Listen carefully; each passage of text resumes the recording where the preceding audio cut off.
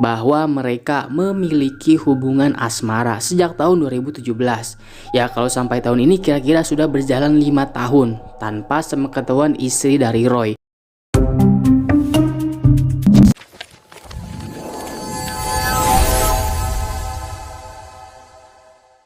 Polrestabes Surabaya mengungkap motif pembunuhan mahasiswa yang jenazahnya dimasukkan dalam koper dan ditemukan di jurang kawasan Pacet, Mojokerto. Motif pelaku menghabisi nyawa korban adalah karena sakit hati. Di sebuah daerah yang ada di Surabaya, tinggallah seorang wanita bernama Angelina Natania. Usianya itu sudah menginjak 22 tahun lur. Dia merupakan anak dari pasangan Bambang dan Ana Mariani.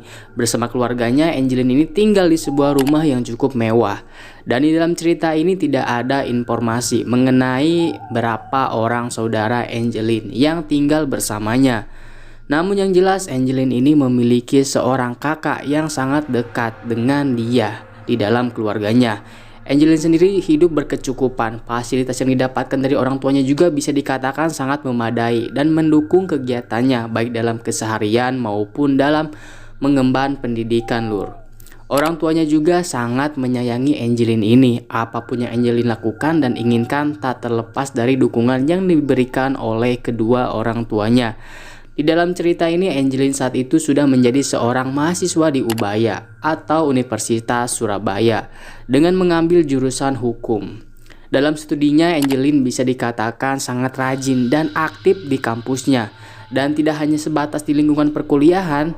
Sejak duduk di bangku sekolah, Angelin juga memiliki hobi dalam dunia musik. Hobinya dalam bermusik ini mendorong dia untuk mendalami satu alat musik dan mengikuti les private kepada seorang pria yang bernama Rahmat Bagus Apriyatna alias Roy. Sekilas kita bahas dulu nih tentang profil si Roy ini. Jadi Roy ini merupakan laki-laki yang sudah menginjak usia 41 tahun. Dia ini lebih tua dari Angelin. Roy juga diketahui sudah menikah dan memiliki anak. Namun identitas dari keluarganya tersebut tidak diungkapkan di dalam cerita ini. Kesibukan hari-harinya Roy juga tidak lain adalah mengajar les musik dan salah satu anak didiknya adalah Angelin ini. Tak terbatas hubungan antara murid dan guru, ternyata hubungan Angelin dan Roy lebih dari itu lur. Semenjak Roy mulai perhatian kepada Angelin, nah di saat itulah dia mulai jatuh hati masuk ke dalam hubungan terlarang dengan Roy yang sudah memiliki keluarga. Bertahun-tahun Roy ini mengajar Angelin dan selama itulah mereka dekat. Bahkan lur baru diketahui bahwa mereka memiliki hubungan asmara sejak tahun 2017. Ya, kalau sampai tahun ini kira-kira sudah berjalan 5 tahun tanpa sepengetahuan istri dari Roy.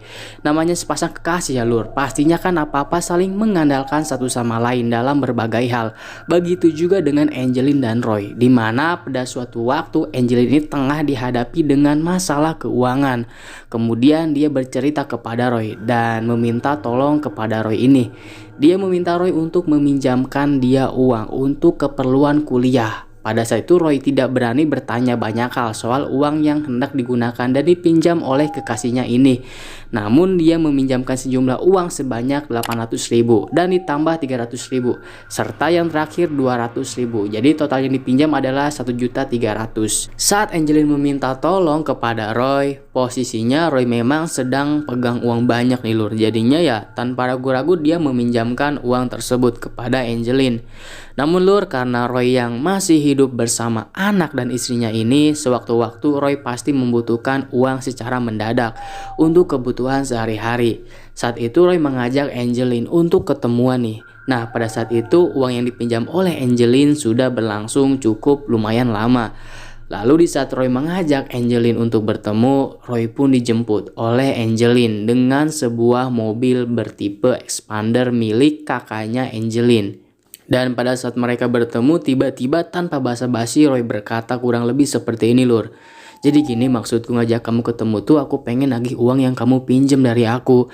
Aku lagi kepepet nih, lagi butuh uang banget. Gimana ya, kamu bisa nggak bayar uangnya secepat mungkin? Tanya Roy kepada Angelin lur. Lalu Angelin yang di saat itu sedang tidak pegang uang lantas menjawab, aduh aku nggak punya uang Roy kalau sekarang. Lagian kamu uangnya buat apa sih kok tiba-tiba banget? Ucapnya dengan nada yang sedikit mengeluh. Lalu tiba-tiba Roy meninggikan nadanya lur dengan berkata, Ya aku butuh uangnya buat hidup lah, buat makan. Gini deh, kalau misalnya kamu nggak ada uang, gimana kalau kita cari jalan lain aja?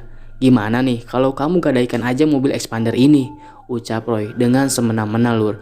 Mendengar apa yang dikatakan oleh Roy, Angelin jelas langsung menolak. Karena mobil itu bukan mobil milik dia. Dan dia di saat itu dia mikirnya kalau digadaikan apa yang harus Angelin sampaikan kepada kedua orang tuanya nanti terkait mobil tersebut. Dan ternyata lur tidak berhenti sampai di situ. Roy ini masih saja terus berusaha untuk membujuk Angelin agar Angelin mau menggadaikan mobil tersebut. Lalu karena Angelin ini memang sangat bucin dan merasa berhutang budi kepada Roy, Angelin akhirnya dengan sangat terpaksa dia menuruti keinginan Roy.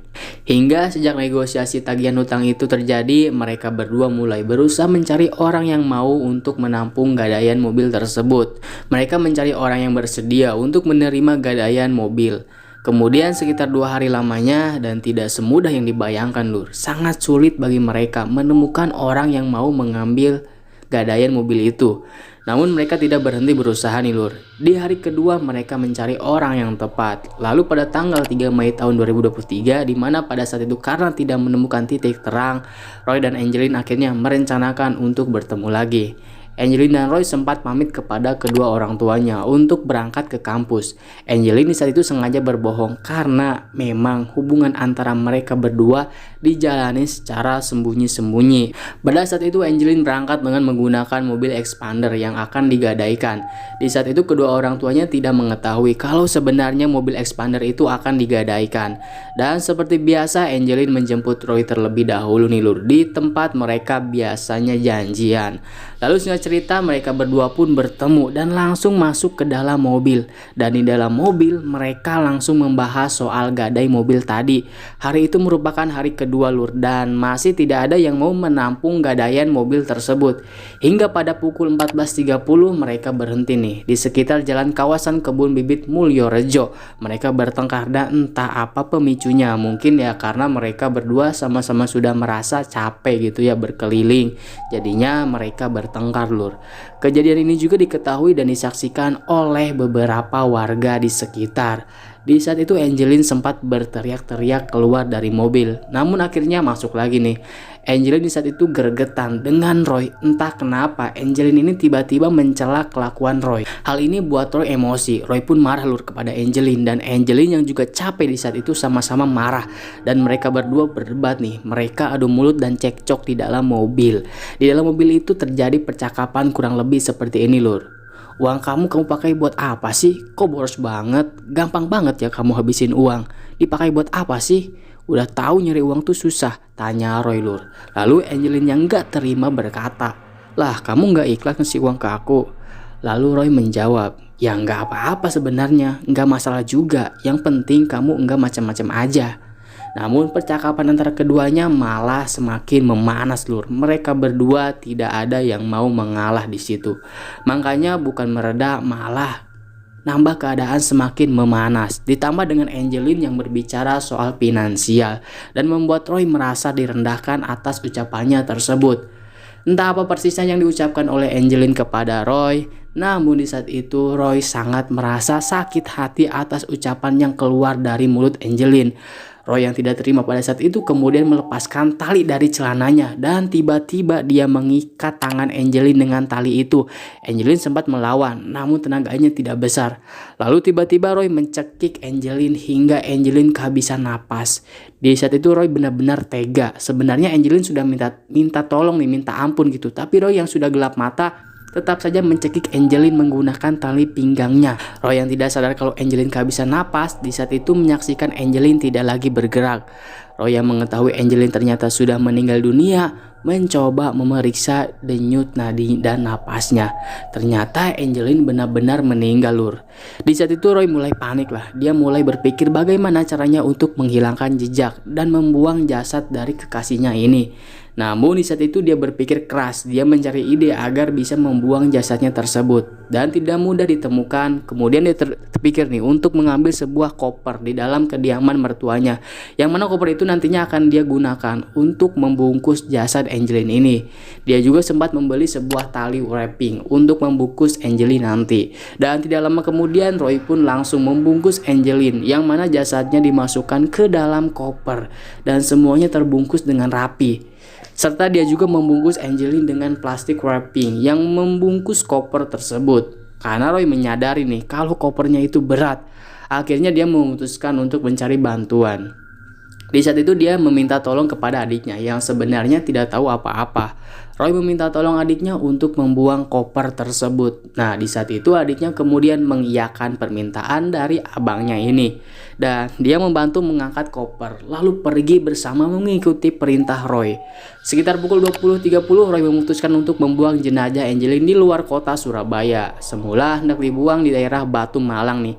Namun karena di sana tidak ada tempat yang sepi, akhirnya perjalanan pun dilanjutkan ke arah Cangar, Mojokerto. Hingga akhirnya Roy ini memutuskan untuk membuang jenazah di kawasan hutan Gajah Mungkur.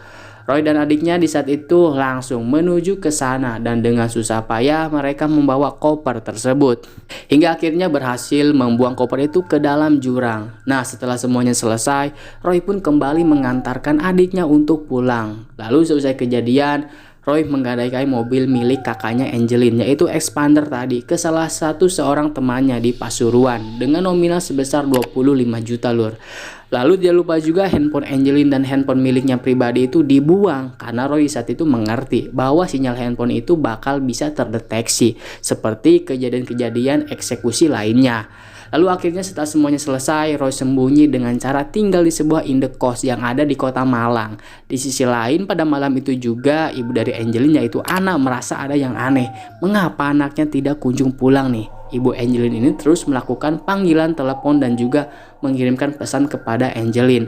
Ana merasa resah. Angelin biasanya sangat komunikatif dengan keluarganya, tetapi kenapa sekarang justru dia tidak ada kabar? Nah, di saat itu Ana masih berpikir positif. Dia mikirnya Angelin ini mungkin sedang menginap gitu di tempat temannya.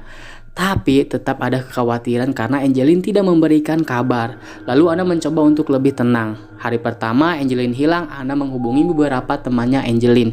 Dan satu orang di antara banyaknya yang dihubungi mengatakan kalau pada hari terakhir dia melihat Angelin ini dijemput oleh seorang pria bertopi merah. Dia mengatakan kalau dia tidak mengenal pria tersebut.